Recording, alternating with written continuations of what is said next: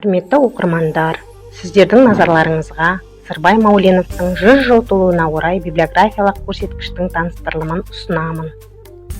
Қазақ поэзиясына нағыз сыршыл сезімді, шынайы, көркем бейнелі өлең үлгісін әкелгендердің жуан ортасында дүр тұлғалы Сырбай ақынның орны өзгеше.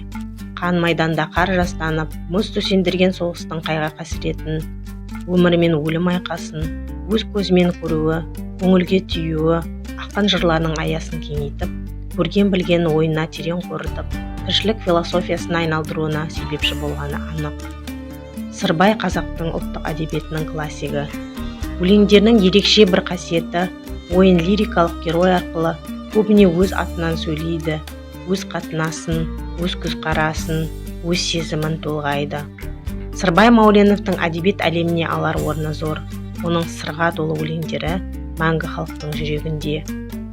Ақын шығармашылығын оқырман қауымға насихаттау мақсатында ақпараттық библиографиялық қамтамасыз ету бөлімі ақын жазушы Сырбай Мауленовтың 100 жыл толуына орай ұсыныстық библиографиялық көрсеткіш ұсынып отыр.